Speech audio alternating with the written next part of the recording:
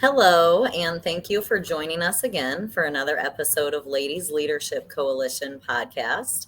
As you know, this is a podcast by women business leaders for business leaders. I'm very excited to spend some time today with our guest, Sarah Poet. Sarah is the founder of Embodied Breath, which is a coaching and consulting firm that she's going to tell us all about. She is a truth seeker, a thought leader, a former school creator turned feminine masculine integration expert, and a medicine woman of sorts for modern times.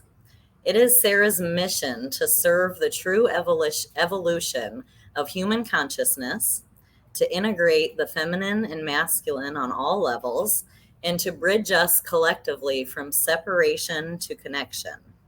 So that's a lot. And I've been researching you. You have a super, super interesting calling and venture here. So tell us about Embodied Breath. And then, after that, take us back a little bit to how you ended up founding this and what took you down that road. Beautiful. It's so good to be here talking to women leaders. That is how I started. I was in leadership in education, and I started Embodied Breath truly from a calling. I didn't even think of the title of my business. It kind of came to me one day. And so it was one of those things that if I had tried to ignore it, actually, which I did for a little while, I tried to push it off. I couldn't not do it. And so it is definitely a soul calling. And I think that we're in a time on this planet where obviously things need to change, and where women are really remembering and like waking up to the truth of who we are. That's the tagline for my podcast called Sacred Remembering. We're waking up to like there's something more, or we repressed something along the way. And now it's bubbling up through us as we want to reclaim something. And oftentimes it's like, well, what do I want to reclaim? Like, what is missing? What is calling me? And, I think that's often the feminine, the archetypal feminine that's been repressed for so long, but we can talk about that more in this episode. But how that bubbled up in my life, in my career, even a few years before I ended up leaving education, was I started to notice that I had ideas that I couldn't necessarily prove with the research. And in education, and I worked in therapeutic education. And so we wanted to prove everything with the research. It's like, well, where's the data for this? And I tell this story in my TEDx where I was advocating for a child, and I had enough experience to know that what I was saying was right, but my gut was absolutely advocating for something that didn't necessarily make sense on paper. Like, we didn't have the data to prove what I was saying. And so I was criticized for my intuition. I was criticized for taking what they called intuitive leaps, in a team leadership meeting. And I thought, I just walked out of there so angry, because I knew, one, that child was going to suffer for months while we collected data, which is what happened, and then 8 months down the road, we moved with what I had said originally, but the child suffered for 8 months. And I was angry because I was like, I know that there's something to this that the world is not validating. It's not wanting to know my wisdom. And I was like, there's this thing called the feminine, and I'm going to find it. Like, that's how it started for me. Yeah, that's super interesting. I consider myself like an intuitive leader, and sometimes just I can really relate to what you said, because sometimes I don't know why I know something. And so Yeah. I can't necessarily find it in a spreadsheet or in a piece of data, but I am just certain, even beyond some things that I do see in Mm-hmm. numbers or trends. Um, and I just can relate very much to that feeling of like, I'm not exactly sure why, or certainly not sure how to verbalize it to people that are pointing down other roads, but I am just certain that this is the cause of this, or this will be the effect of that, or whatever the Mhm. case might be. Mhm. That's Mhm. interesting. So, Yeah. So oh, here we're talking to women leaders, talking to women leaders, it's like, well, I think we can create more space for that, you know. yeah, Yeah. yeah, that's exciting to think about. Yeah. So, I'm not sure if you're aware, but this podcast has a lot of logistics followers because well, all of the six of us really are connected to logistics somehow. So, there's like three or four of us that own logistics companies, and then a couple more that own companies that kind of support our businesses, whether it be through recruiting or marketing, mentoring, and whatnot. So, just because of our networks, a lot of ladies in logistics listen. So, if we're thinking about them here, just to share with you, so I've been in the industry for 20 years. The industry's evolved a lot, even just in that short time. Women are taking on more responsibility. They're represented more in the numbers, and so what I'm hearing, though, still oftentimes is they're frequently the only woman in a meeting, you know, Mhm. a rather large meeting, or because there's still very much, the estimates are always between like 10 and 20%, Mhm. so during a shift like this in an industry like this, where it might have historically been predominantly men, do is women's energy affected, I guess, like if we emulate what has been successful before, if it's like, um do you know what I'm getting at? This is all Yeah. sort of difficult to talk about. Like, are we, I guess, being authentic to ourselves, or how can Mm. we be when Mhm. ultimately we are trying to um, Mhm. work in an industry that is historically been, male dominated? I don't like that word, Yeah. dominated. Higher Yeah. representation of men. How about that? Beautiful. I totally get your question, and I am going to answer it in like a multi-tiered way, I think, or a tiered way.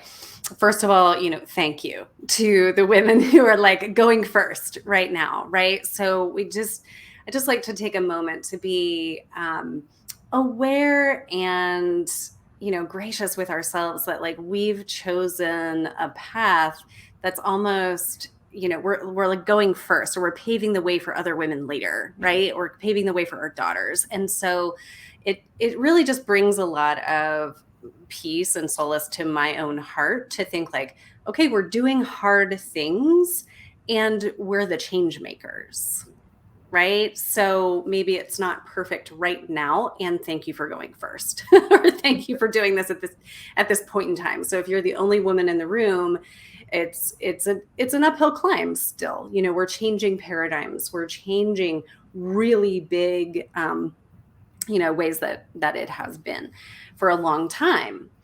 And so what I do is work with women to really stand in the authentic truth of who they are.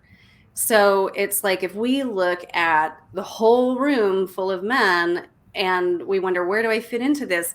I think that's like the wrong question right now. Mhm. So let's look at it from like the inside out. Do we know ourselves really well? Are we attuned to what we really want? Do we know how our bodies and minds and hearts are staying healthy? And I would add, are we aware of our inner feminine masculine balance? Like, where do we want to be coming from? And then I think that this is the really powerful part, because as women are standing in what I call the truth of who we are, then when we walk into that meeting or into that boardroom, there's something different. Because when women have been looking to the external and looking to these male dominated, in numbers and energy, male dominated places, we've been asking ourselves internal questions like, am I okay? Do I deserve to be here? What are they going to think of me? And so, what if we really fortify who we are and the truth of who we are, so that when we walk into that room, we're not walking in with these inherent questions of like, am I worthy of being here? Do I deserve to be here? But rather we're just emanating a confidence and emanating just a felt sense of just knowing who we are. And I think that is some of the most powerful work that we can do, is to just cultivate that authenticity. I love that word that you used. The deep knowing of the self, and then showing up as her. And I know that there were a lot of places where I showed up in education where I was powerful and I was like a powerful leader, but I still had a lot of uncertainty in me. And I know that that was felt. Yeah. Yeah. So, okay. So I am on the board for TIA. It's Transportation Intermediaries Association. So we had conference a couple months ago, and we had a CEO group or panel, and I was asked, can you, so I'm going to ask you here kind of sort of the same question, but authenticity, the CEO of the TIA asked me, because I talk about it a lot, and can you do that early in your career, and I'm kind of like, no, you have to have some success first to really feel like you can totally be yourself. And so when you're talking about being the only woman, in a meeting with men and stuff, and showing up authentically, and then when you talk about maybe as you were younger, because we get wiser every year, right, and we keep growing, and I think with that we get more and more authentic as time goes on. So if you're still feeling those things, and you're still having those questions, and that, how can one deliberately move towards a more authentic self? Because I can't say for me it was deliberate. It's just I became successful in the industry, and then that allowed me the freedom to just whatever, what does it matter anymore? You know what I mean? Yeah. And so if that hadn't been my path, how could I have worked, how can you work on this deliberately? Yeah, beautiful question and big question, right? And I'll say that there were aspects of me throughout my career that were always authentic. Like I always worked in alternative education. I never worked in a mainstream school. So I was just, all in wherever I went. And there was a lot of just genuine passion and creativity that came from that authenticity. But you're right, there wasn't the like maturity to really feel it in my bones and know that like I'm okay with me. Right. And so what do? We look to the systems around us to prove that we can do that. And, if we're the leaders and the way showers, as I think of, we've already established that we are, then it's an inside job. And I would point to things like, practicing your authenticity by yourself. Like, what is your truth? I mean, that can be as simple as like journaling on a daily basis and just identifying what your truth is. Then I would say it's a little bit more complex, and like hiring a, body-based therapist or a trauma-informed coach to walk you through where you feel scared about using your voice or standing in your truth, and noticing what happens in the body, because these fears and like fears of prosecution as women, and just traumas of fearing that if we're authentic, something really bad is going to happen, right? And so that's a trauma, and it lives in our bodies, and we need to not just override that, like not just say, well, I'm just going to be strong and I'm just going to use my voice no matter what, because we can actually further traumatize ourselves, by doing that. I know I did that a lot. So it's really it's a process, but coming, from that self-love and self-care, and looking at, I think, where you're scared, and then not just trying to like override it and almost bully yourself into thinking it should be different. I think that's the energy that we're leaving behind as we evolve here. That's almost like a gross, like pushy masculine, like unhealthy masculine behavior to like expect that we just show up perfectly. Yeah. Yeah. Very interesting. So let's talk about management styles a little bit. And earlier in my career, before I had my company, I was managing someone else's company, and they affectionately called me the bulldog because I would just bully people into results. But as you just said that, I'm thinking, I can relate to that, like bullying myself and not literally, but like to get hyped up, maybe to do something that isn't truly authentic, And so I've wondered, because I get results now in different ways, which I'm proud of. And I think that's part of my evolution as a leader and as a manager. You know what I mean? I know I'm much better than I was 10, 15 years ago. No doubt about it. Still have a long way to go. But okay, so I can relate to, because in the business world, like there's not a lot of management training, and really you get this title and you don't necessarily get a lot of support that goes with it. And so a lot of times you think just banging your fist and stuff will get things done, and it can be effective.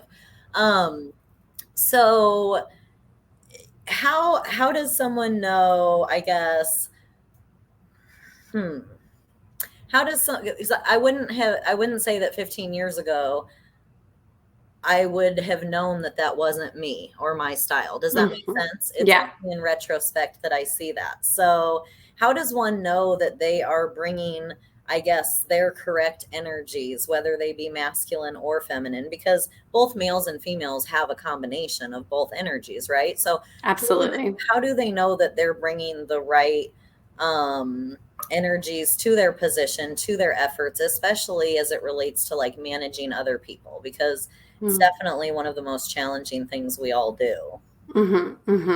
Yeah, absolutely. Do you mind if I ask you a question first? Sure. You said that you've been having some success with some different ways, like before you used to bulldog it and now you're doing something. Like, what's one example of success coming from a different energy, if you will? Yeah. So now I ask a lot of questions, and things just seem a lot clearer to me. It's like, just in thinking of managing people and stuff, I feel like I know how to get the conversation going down the road I want it through questions and observations rather than just like banging my fist, Yeah. Okay. So you are inherently integrating a feminine energetic into work that used to be primarily a masculine energetic. So I wanted to talk about this earlier and I kind of forgot. So I'm going to answer your question, but kind of go around it. So the way we've been taught to work or lead or manage people is not, it's a very masculine orientation, because if you think of it, it makes sense, like men started the workplace. But was this like the most healthy masculinity that we've ever seen? No. I mean, our culture hasn't even known the capacity of the healthy masculine. So for a couple of decades or generations, like feminist thought has kind of been railing against what has been. But I'm not just like anti-masculine or anti-male leadership at all. I'm actually interested in us evolving our understandings of these archetypal energies of feminine and masculine. So as women leaders and as young women who entered the workplace when we did, the go-to was a very, what I'll say, patriarchal masculine essence. And if patriarchy makes somebody feel uncomfortable or like, whoa, she said the P word, it just means like a culture that's dominated by men and masculine energy. But there would be no domination in a more conscious world. So feminine and masculine are working back to, integration and balance. And I think it's really beautiful. And this is such a ripe topic for women in leadership to integrate different ways of leading that question, well, do I want to still lead in this way that I've inherited, this bulldog, this push? I would say another characteristic of that is like the pressure to know everything. The pressure to be the one with the answers and like making these very clear decisions and then pushing through from that space, and this huge anxiety if you don't have the answers. And, that's the old and antiquated way of leadership that we inherited. And I'm calling that the unconscious masculine, or, an unhealthy masculine energetic. Mm-hmm. Okay. Yep. And so that's what we inherited. And so when I hear you say that you are incorporating curiosity, asking a lot of questions in conversations, that's a relational approach, which is inherently a more feminine approach. Mm-hmm. So I think, feminine leadership is going to come through women leaders, and it's going to come intuitively. So when I was in school leadership at one school, I had just gotten my second master's, and they really threw me to the wolves a little bit. And they were like, okay, we've been trying to get this one teacher out of here for years. You need to get her out. I was like 32 years old. I was like, how do I handle this? So what did I do? I kind of like, beefed up a little bit. Like I handled it. I collected the data. I made a case against it. I wasn't the nicest, but I was like, I'm going to do this by the book, right? Like I was like regimented, because that's what I had learned. And that's the model that I kind of gleaned from the things around me. But that didn't really win me fans among the teachers that I managed, because they were friends with that woman. And even if she wasn't the best teacher, they were still in relational contact. And so what they all needed was a very different relational approach. And so I learned a lot from that. And some of those relationships never, repaired. But when I went to the next school, I had a teacher leadership model where I was like, okay, there are some non-negotiables. We're going to do this form of education. We're going to do these class meetings every day. We're going to do social emotional in the classroom. Those are non-negotiables. And you get to create what you do in this classroom. So let's collaborate. And I have never seen happier teachers. And all of those teachers were like, this is the best job ever. And you're the best like leader ever, because they didn't ever feel that autonomy, because every other job that they had been like top-down leadership. And so I think what we're seeing in trends among leadership styles and improvement, and, I look at what Brene Brown has put out in the last few years.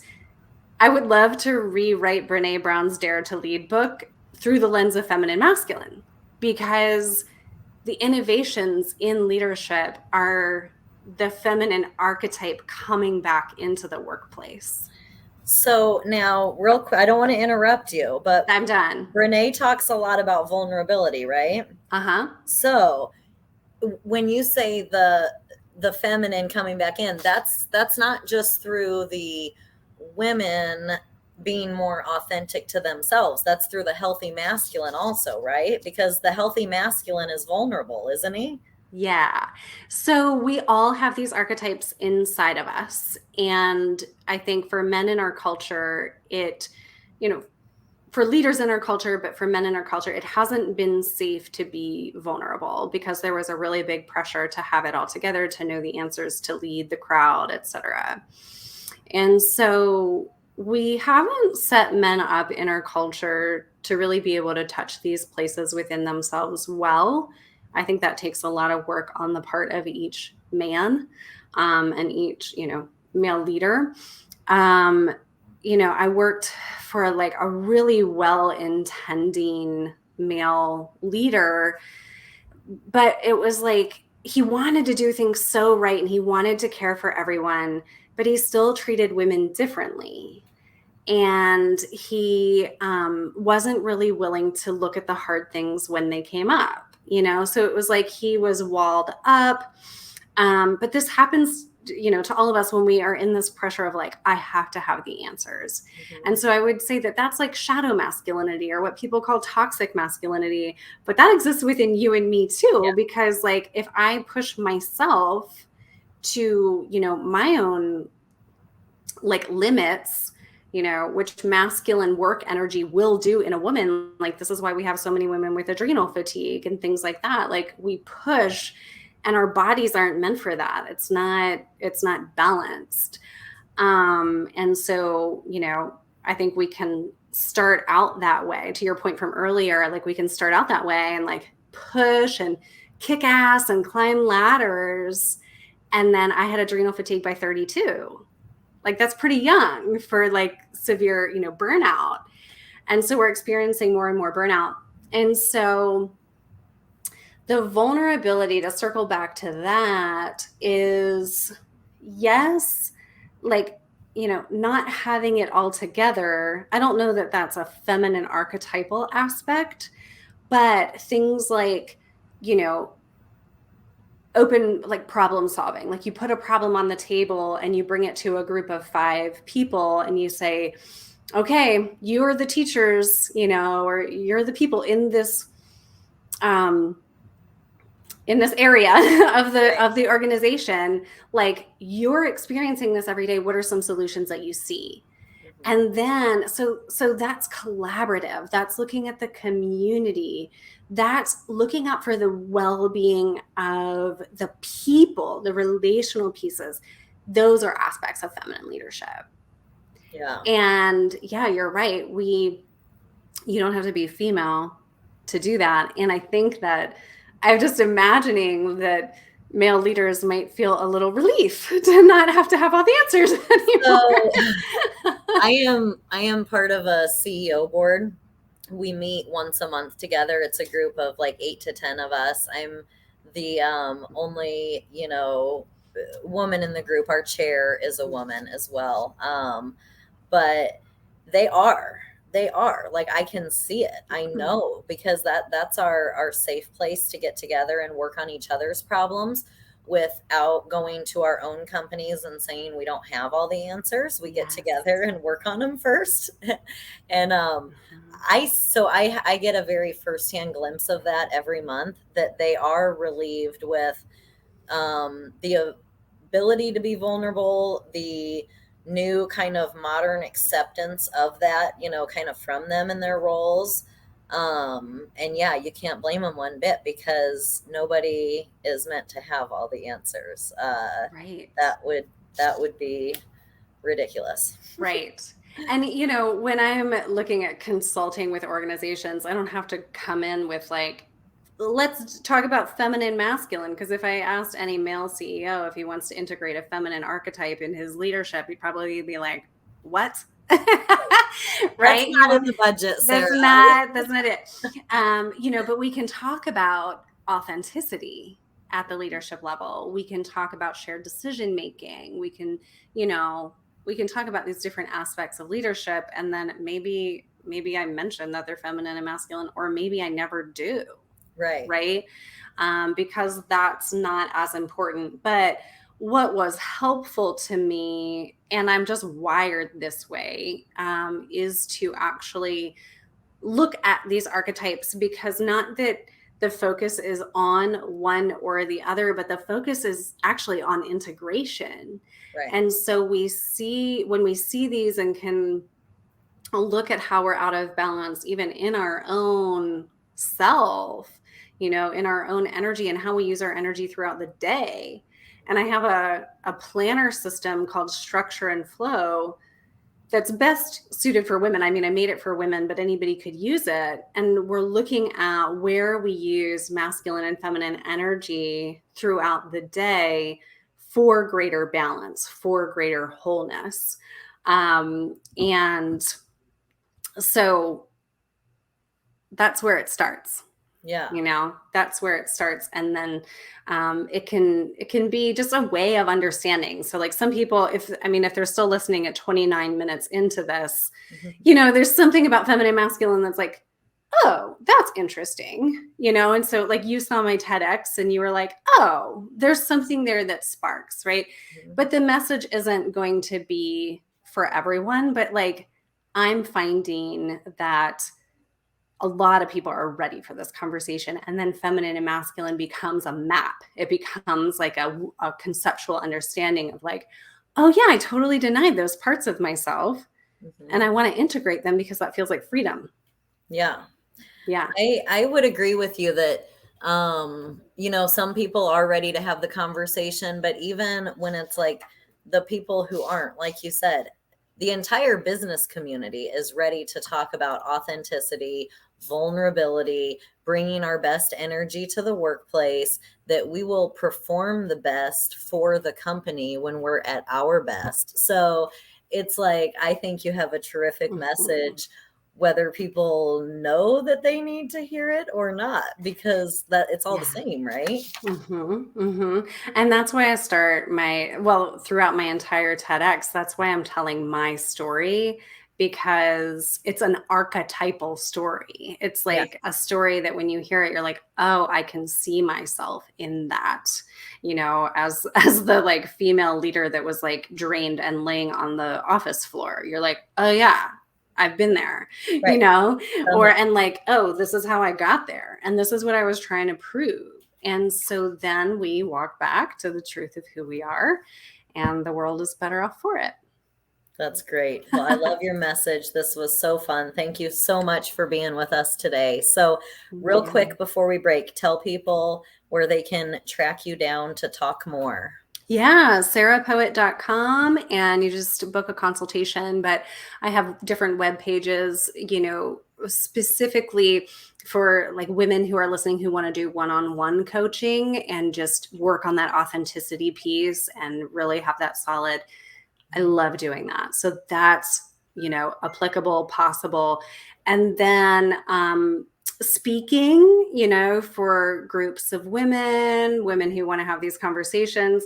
When I did my TEDx, I was like in the bathroom at intermission, and this woman came up and said, I work for an international coalition of women leaders, and we've never had this conversation. And it's exactly the conversation that we need to be having. And so there, we're waking up, we're sparking. And so if you want me to come talk to your organization, I can definitely do that. And then if you want to do some leadership training, whether or not you want to use the words feminine and masculine, we can decide, but we can talk about, how to approach, because this is an interesting subject. Feminine and masculine is not only gendered, but we have some gender issues going on in the workplace that we don't know how to talk about. Yeah.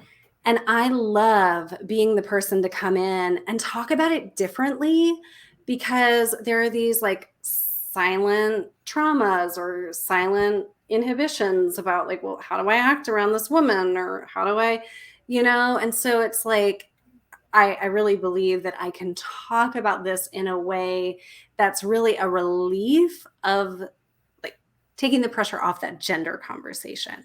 Yeah. So we can use the archetypal conversation as a way to relieve the pressure on the gender conversation. Yeah, that's great. And that's really the way to get people talking, is to relieve the pressure. Yes. Right. Well, thank you so much. This was fun. We're going to have to do it again. I really, really enjoyed this talk, and thank you so much. Thanks for having me. Yeah. Everybody, check us out again next week for another podcast from LLC. See you soon. Bye. Thank you.